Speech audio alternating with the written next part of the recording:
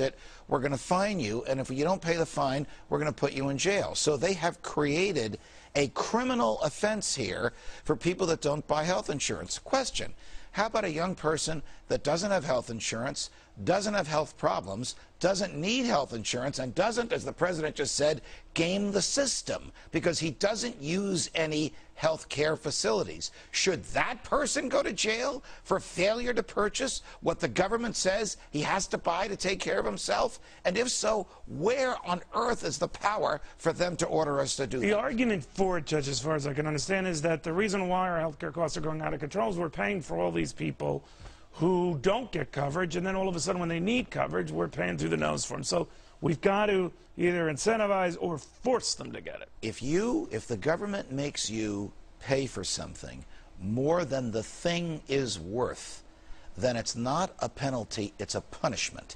And if it's a punishment... Isn't that like every federal program, though? Well, for example, if you go to a federal park and you use a federal campsite, you pay for the fair market rental value of the tent that you've used. The government can do that. In fact, that's how I think the government should survive, by user fees, not by taxes. Well, that's interesting. But that's another story for another time if you want to talk about that. The same thing with respect to health care. Don't have health insurance? Go to a government hospital. Government takes care. If you're crazy enough to go to a hospital run by the government sends you a bill for it. But the government is going to bill you for a service you may not need, for insurance you may not want, for coverage that you're not going to use. That would not be permitted under the Constitution because that's called a taking. That's the government taking your assets from you and not giving you back anything in return. And it's prohibited by the Fifth Amendment. You are wicked smart. They don't want to read the Constitution.